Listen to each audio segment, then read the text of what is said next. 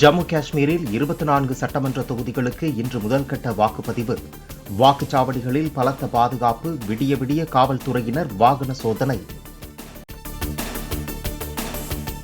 நாடு முழுவதும் மக்கள் தொகை கணக்கெடுப்பு நடத்துவது குறித்த அறிவிப்பு விரைவில் வெளியிடப்படும் என மத்திய உள்துறை அமைச்சர் அமித்ஷா தகவல். அத்துடன் சாதிவாரி கணக்கெடுப்பு நடத்துவது குறித்து விவரங்களும் வெளியிடப்படும் என்றும் அறிவிப்பு.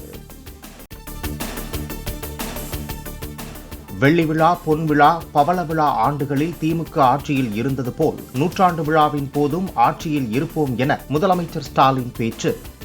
இன்னும் 100 ஆண்டுகளுக்கு திமுகவின் தேவை தமிழ்நாட்டிற்கு உள்ளதாகவும் திமுகவின் பவள விழாவில் உரை. 25 வயசை கொண்டாடுகிற வெள்ளி விழா ஆண்டிலையும் நம்ம கழக ஆட்சியில் இருந்துச்சு. 50 வயசை கொண்டாடுற பொன் விழா ஆண்டிலையும் கழக ஆட்சியில் இருந்துச்சு. 75 வயசை கொண்டாடுற பவள விழா ஆண்டான இப்பவும் கழக ஆட்சியில் இருக்கு. 100ஆண்டு விழா கொண்டாடும் போதும் திராவிட முன்னேற்ற கழகம் தான் நிச்சயம் ஆட்சியில் இருக்கும்.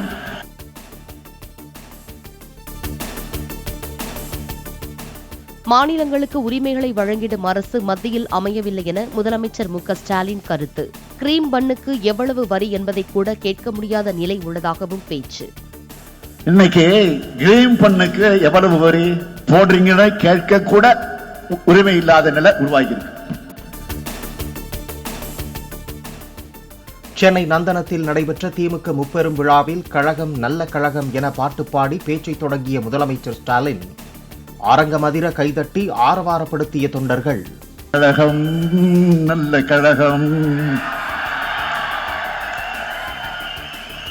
நம் திராவிட முன்னேற்ற கழகம், அதன் திருப்பணி என்றென்றும் தொடரும்.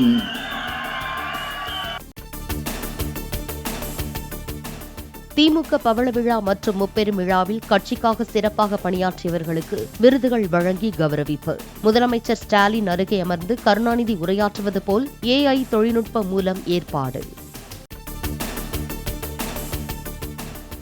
கேரளாவில் நிபா வைரஸால் உயிரிழந்த நபருடன் தொடர்பில் இருந்தவர்களில் 26 பேர் ஹைரிஸ்க் பட்டியலில் உள்ளதாக சுகாதாரத்துறை அமைச்சர் வீணா ஜார்ஜ் தகவல். தொற்று பரவலை கண்டறிய வீடு வீடாக கண்காணிப்பு பணி மேற்கொள்ளப்பட்டு வருவதாக பேட்டி.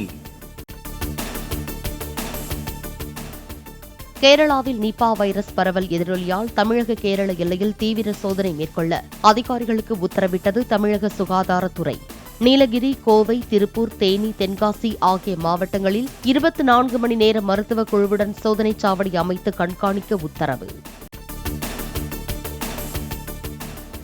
மேற்குவங்க அரசு சார்பில் ஆஜராவதால் பெண் வழக்கறிஞர்களுக்கு மிரட்டல்கள் வருவதாகவும் விசாரணையை நேரலை செய்ய வேண்டாம் எனவும் மூத்த வழக்கறிஞர் கபில் சிபல் முறையீடு.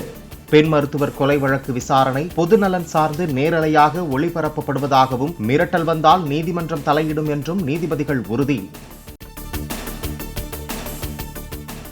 ராஜா ஓய்வு பெற வேண்டிய நபர் என தொடங்கி EVKS இளங்கோவன் தெரிவித்த சர்ச்சை கருத்து குறித்த கேள்வி. EVKS இளங்கோவன் தான் காலாவதியானவர் என ராஜா காட்டமாக பதில். EVKS இளங்கோவன் என்னை விட 15 வயசு கூடினவர். வெக்கமே கிடையாது அவருக்கு. பையன் இறந்ததுனால அந்த இடத்துல காலாவதியானவர் திருப்பியும் MLA ஆகியிருக்கார். இவர் என்னையெல்லாம் பேசலாமா? கொஞ்சம் அவங்க மாதிரி இருக்கிறவங்க வாயை மூடிக்கிட்டு இருக்கிறது நல்லது.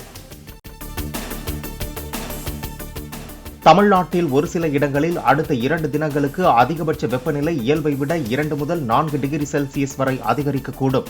அதிக வெப்பநிலை மற்றும் அதிக ஈரப்பதம் இருக்கும் பொழுது ஓரிரு இடங்களில் அசௌகரியம் ஏற்படலாம் என்றும் வானிலை மையம் அறிவுறுத்தல்.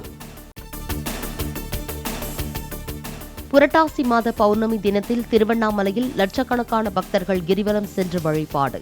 திருவண்ணாமலைக்கு செல்லும் சாலைகள் மற்றும் கிரிவல பாதையில் 2000 போலீசார் பாதுகாப்பு பணி. குறிப்பிட்ட அளவு வாக்கு வங்கி வைத்துள்ள திருமாவளவன் ஆட்சி அதிகாரத்தில் பங்கு கேட்பதில் தவறில்லை என EVKS இளங்கோவன் கருத்து. 2026இல் ஆட்சி அதிகாரத்தில் பங்கீடு சாத்தியம் இல்லை எனவும் பேட்டி.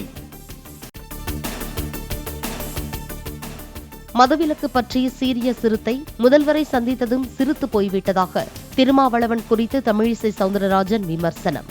ஆட்சி அதிகாரத்தில் பங்கு என வீடியோ வெளியிட்டு சலசலப்பை ஏற்படுத்தியவர் அட்மின் தான் காரணம் என்று தற்போது பதுங்கிவிட்டதாகவும் கருத்து. ஹைதராபாத் பட்லகுடா நகரில் கோடீஸ்வரர்கள் வசிக்கும் பகுதியில் விநாயகருக்கு படைக்கப்பட்ட லட்டு 1,87,00,000 ரூபாய்க்கு ஏலம்.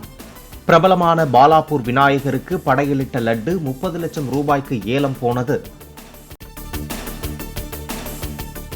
டெல்லி மற்றும் புறநகர் பகுதிகளில் பலத்த மழை கொட்டியதால் வெள்ளப்பெருக்கு, சாலைகளில் தண்ணீர் தேங்கியதால் வாகன போக்குவரத்து நெரிசல்.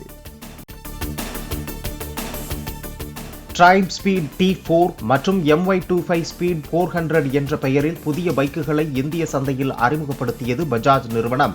ஸ்பீட் 400 பைக் 2,40,000 ரூபாயாகவும், ஸ்பீட் T4 2,17,000 ரூபாயாகவும் விலை நிர்ணயம்.